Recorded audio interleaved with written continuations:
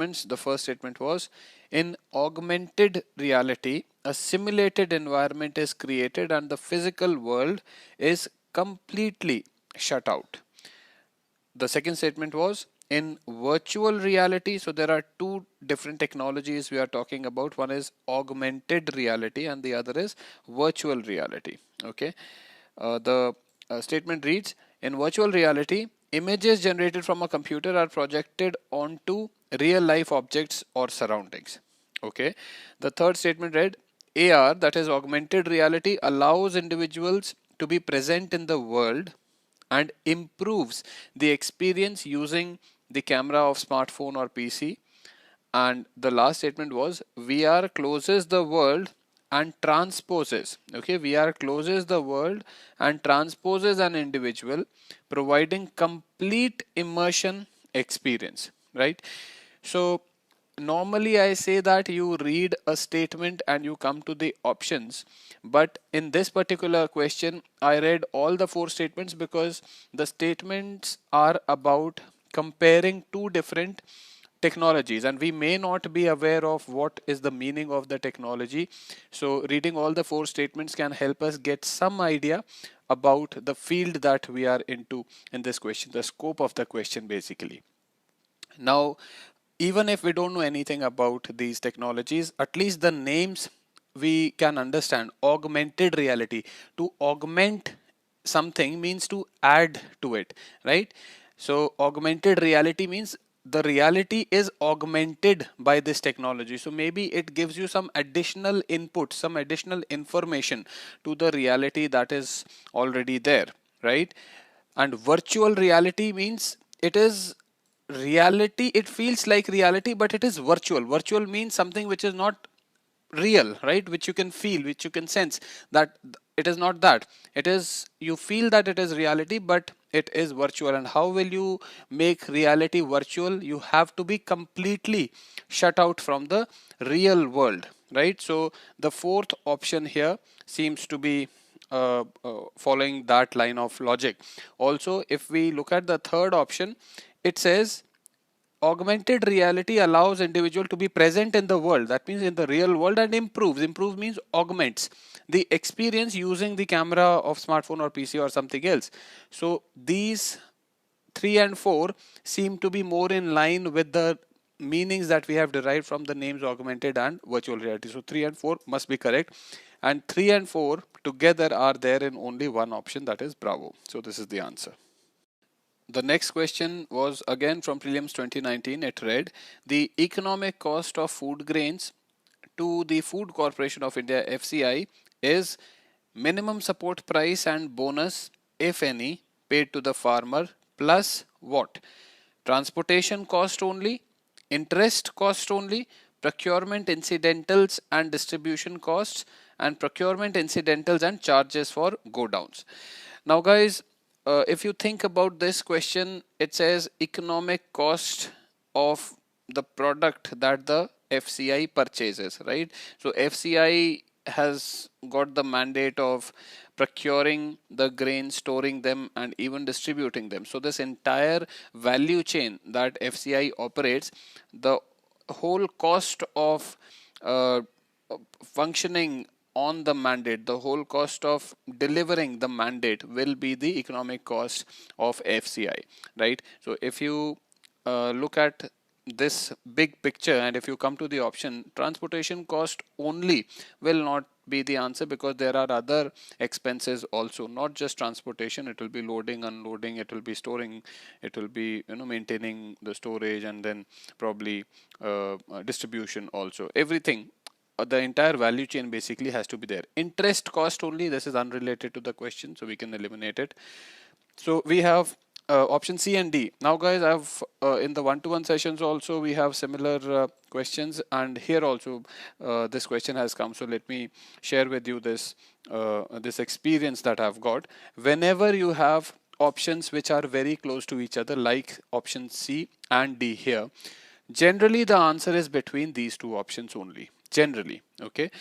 But you need to think about these options very carefully, because here although you can eliminate the other options because these are very close to each other, but then the chances of marking the wrong option here are very, very high. So you need to think about the question from a bird's eye view. You need to think about multiple dimensions and then only mark the answer.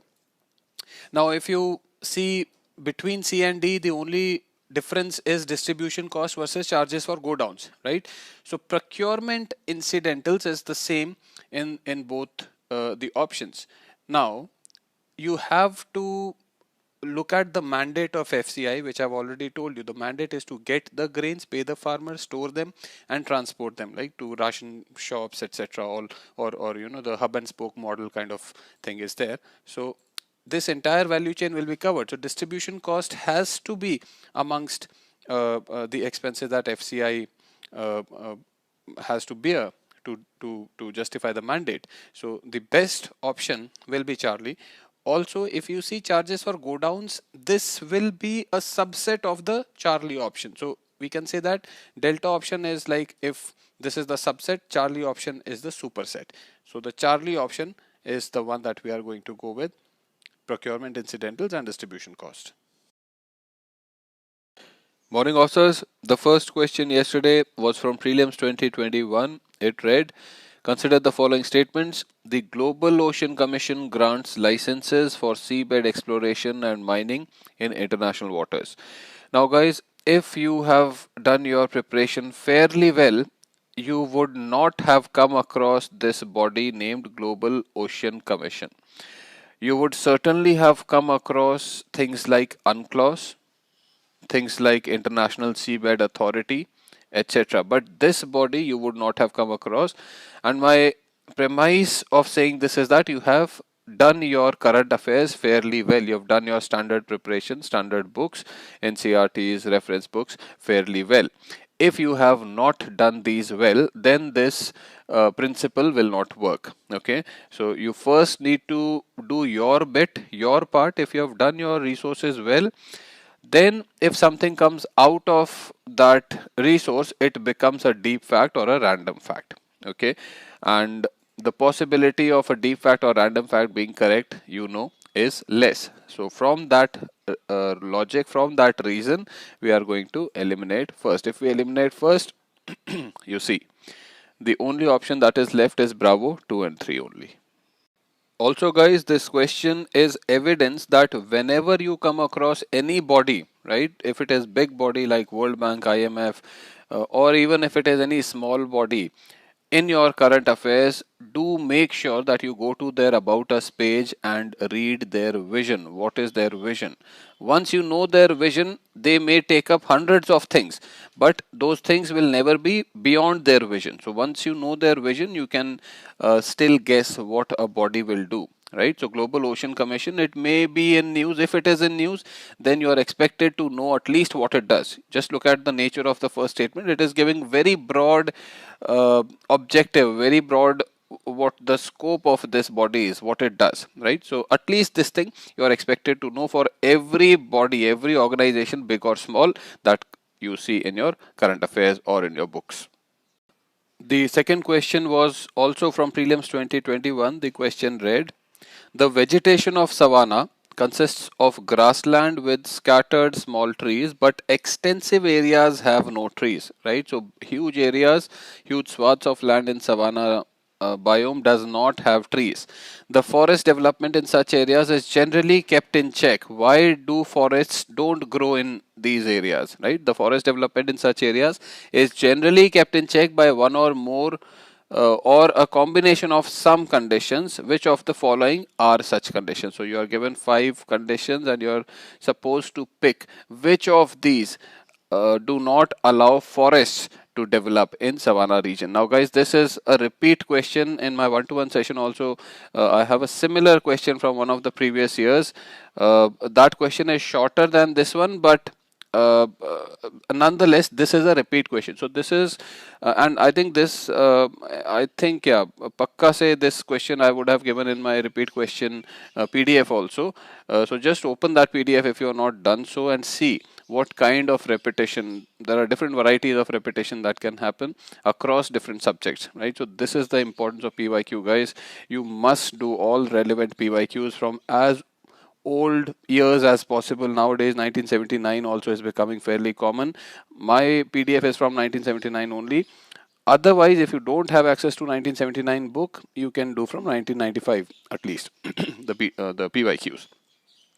So in this question, you have to think about these conditions, and which one of these will not allow forest to develop. So if you think about burrowing animals and termites, right, in every forest you'll find burrowing animals and termite. That means if this condition were true, there would be no forests on earth, right? So this condition, that means, is not true, because we have a lot of forests on earth, right? So first is false. If first is false, you come to the options and eliminate alpha and delta. Now we have 4 and 5, 2, 3 and 4. So 4 is common to both. We don't need to look at it. Let's see 5, soil properties. Maybe, soil properties is a very broad term. Soil nutrient may be less, so trees may not be growing. Possible, but let us look at 2 and 3 also. It is not that in these kind of questions you just read one, and if you are fairly confident that it can be the answer, just jump on to the answer. No, you should also look at the remaining options and just see if they are wrong, right? It might so happen that all of them may be right and one combination is more right than the other.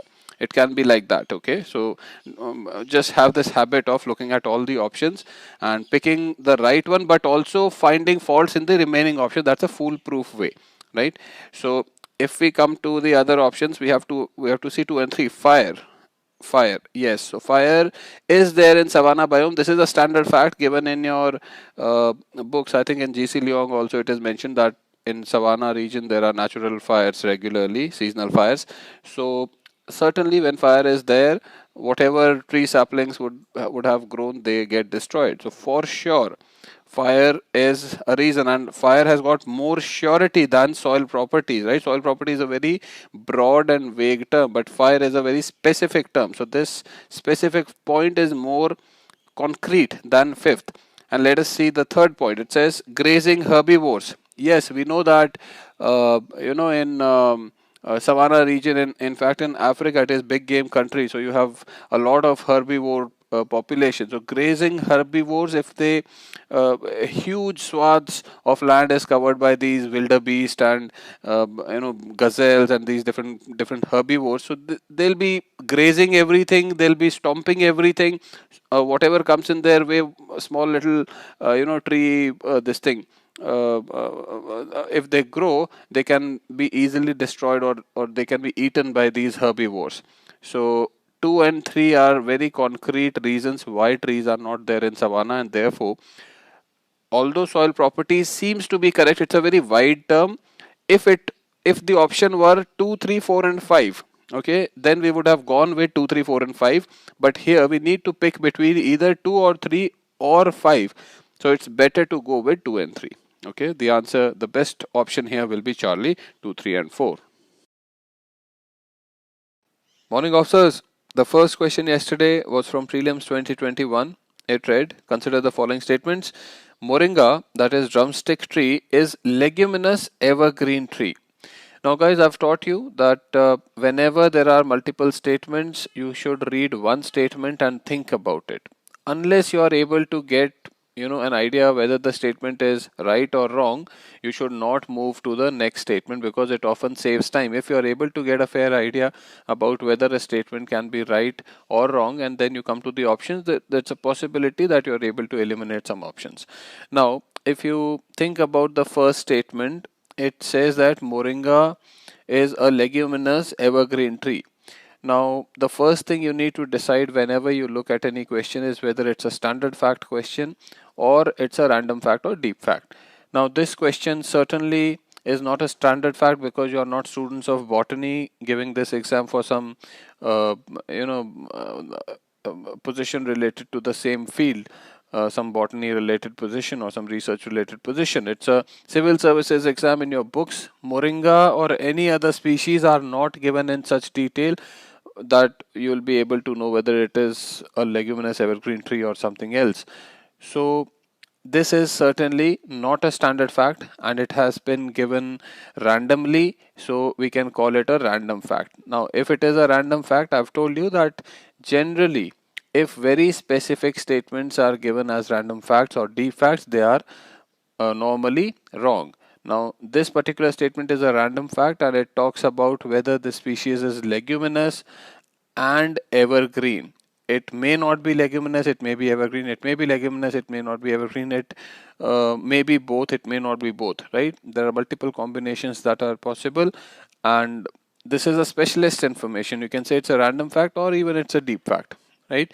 So this statement cannot be correct. If this statement cannot be correct, come to the options.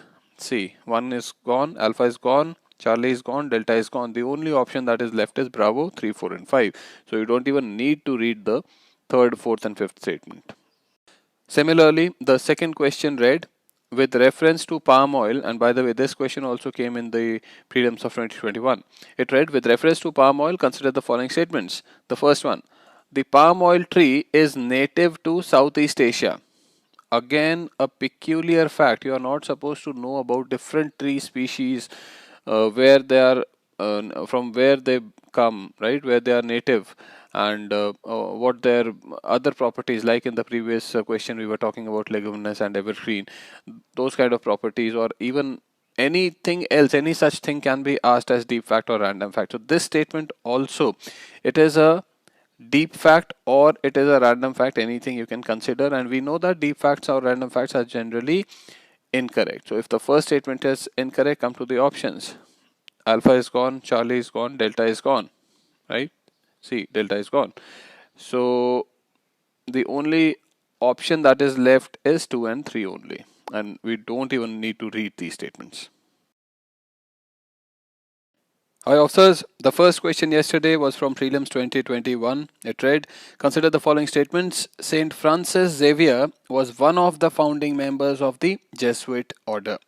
The second statement was, Saint Francis Xavier died in Goa and a church is dedicated to him there.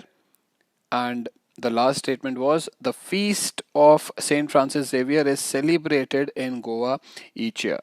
Now guys, Saint Xavier is certainly a popular personality, right? We have many institutions like educational institutions, vocational institutions by this name, Saint Xavier's. So this question, of course, the kind of details that are asked here, we can say that this is a question which is a random fact, if not a deep fact. Random fact because it is related to our syllabus. Famous personalities, saints and sages and all are important, but the particular information given in this question may not be there in our standard books. So that is why we are calling it random fact. Secondly, I've told you that random facts are generally incorrect. Let us see how to approach this question, because only about 50% of you have got the right answer here. Now, if we read the second statement, it is talking about death of this famous personality, Saint Xavier's. If a famous personality dies, it is a day of mourning and not of celebration. Look at the third statement. It is talking about a feast of celebration.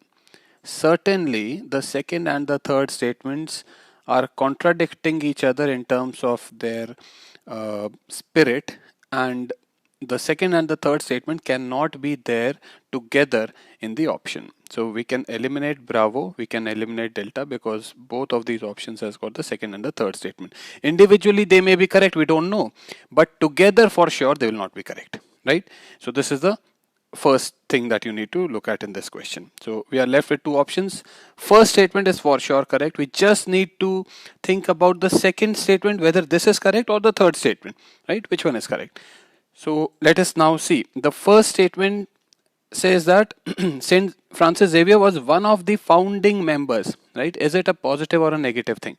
It's a positive thing, right? So if we are to choose between second and the third statement to go with the first statement, it is more likely that the third statement will be related to the first statement, because both of these statements are positive, right? Positive in the sense Saint Francis Xavier was one of the founding members, and also a feast is celebrated in his honor in Goa, right? So the first and the third statement are similar in terms of their spirit, while the first and the second statement, they are like unrelated, or you can say they're opposing. So it is better to go for the third statement instead of the second statement, and that is why Charlie is the answer.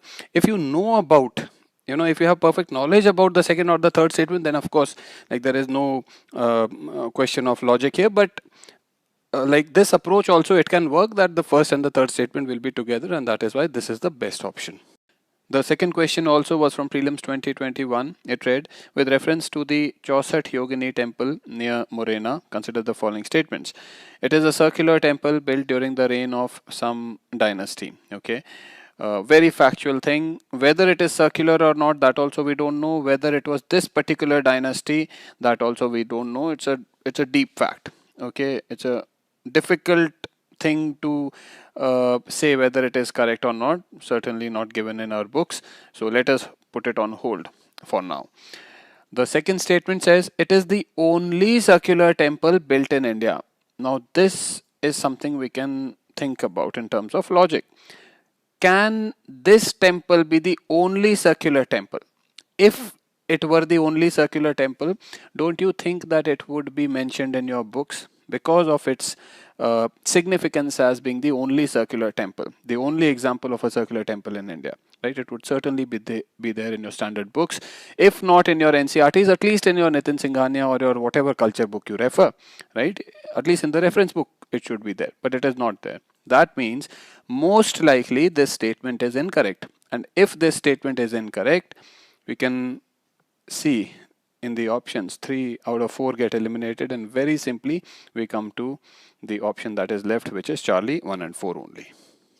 Also guys, I have told you that whenever you have deep fact given, most likely it is wrong. It will be wrong if it is important in marking the answer. Okay, the same goes for random fact. A random fact will be wrong if that fact is important for choosing the answer, but it can be correct. Deep fact also can be correct if it does not have a role to play in the answer.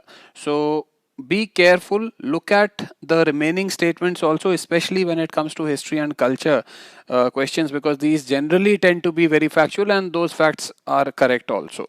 So when it comes to history and culture, just read all the statements and try to figure out which statement is the most generic, which is the most general, or which is a standard fact statement, and approach the question from that angle. Okay, so in this question you can see that although the first statement, it was deep fact, but still when we look at the answer, it becomes correct. But this does not matter because we did not choose our answer based on this statement. So just keep this nuance in mind. Morning officers, the first question yesterday was from Prelims 2021. It read, which of the following have species that can establish a symbiotic relationship with other organisms? The statements included cnidarians, fungi and protozoa. Now guys, this is a pretty simple question. It's a typical elimination question. Now certainly the kind of information that is given here, it requires deep knowledge. If you want to do this question through knowledge, it will require deep knowledge, because there are so many species of these three categories of microorganisms, and to know which species can have symbiotic relationship with other species requires specialized knowledge. But because it requires specialized knowledge, it becomes a deep fact question, and for civil services exam you don't need that kind of knowledge. So this question can be done through elimination. Now look at the question. It says which of the following can establish, right? The focus is on can, and also these are broad categories of microorganisms that are given to you. That means there can be thousands and thousands of species in these categories.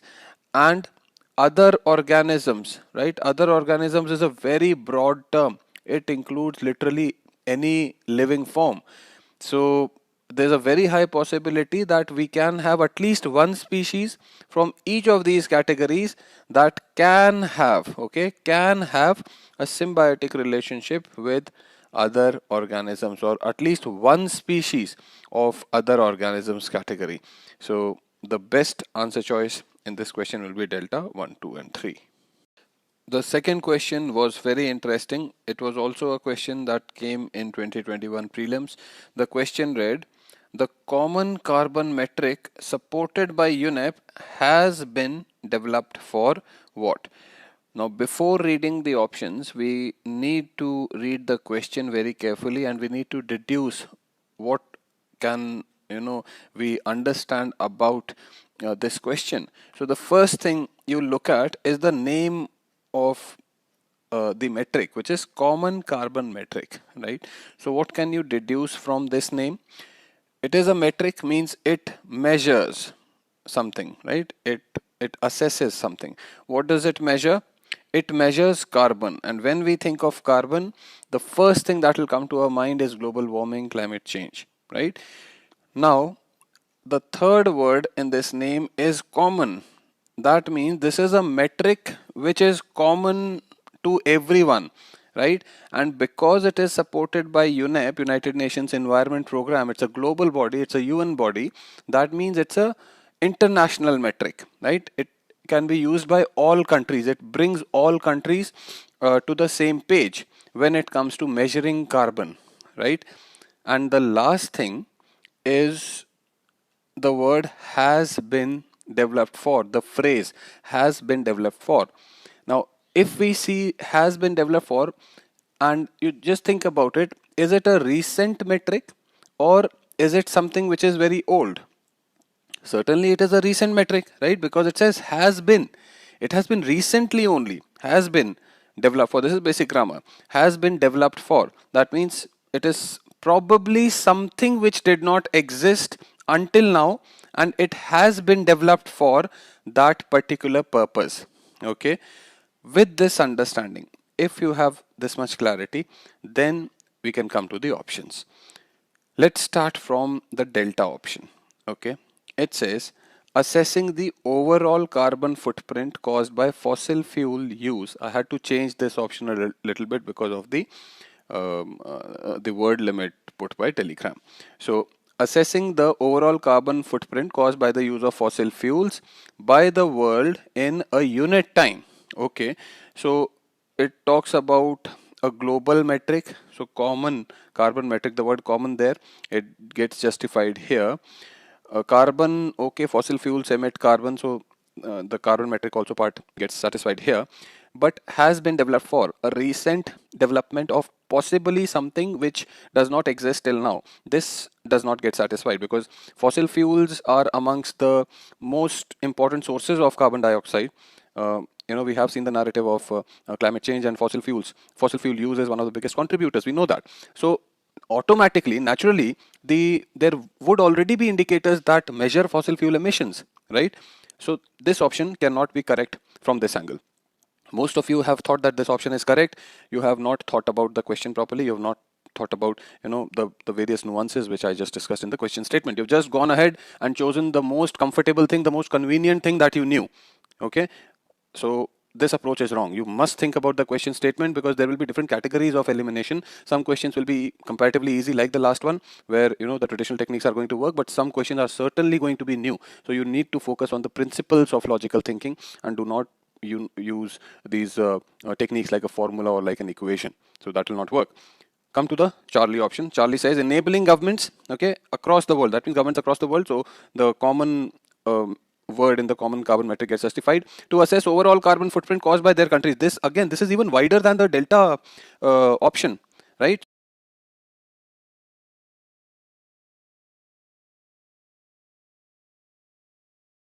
So this also overall carbon footprint, we already know that this is being done, INDCs, right? Nationally determined contribution, INDCs, all of these things, they depend on what is the carbon emission, and we have got these rankings which country produces most emissions, which is which is the what is India's rank, different ranks of different countries, etc. So this is already being done. The overall carbon footprint of different countries is already being measured, so it cannot be has been developed for. So again, something which cannot be the answer.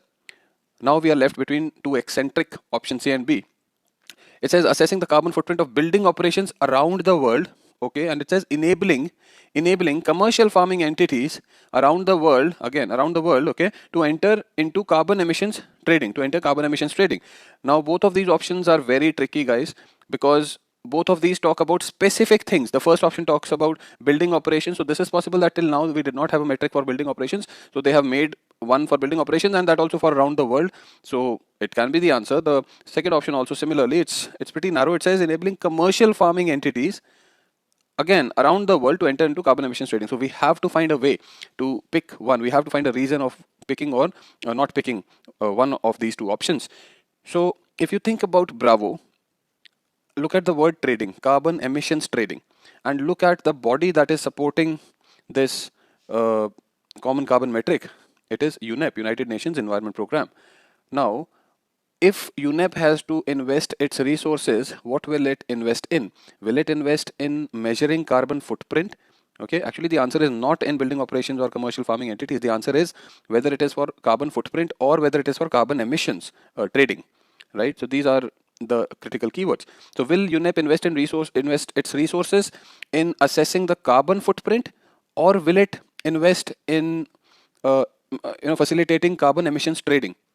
Most likely it will be carbon footprint, because UNEP is a body which is about environment. It is not about economy, right? Economic bodies will be more interested in trading, etc., and incentivizing in different ways. Economic body, instead of UNEP, if it were World Bank, then we would have gone for Bravo as a more likely option, because it's a economic body also. It does economic things also, right? So but here only UNEP is given. So UNEP, between A and B, the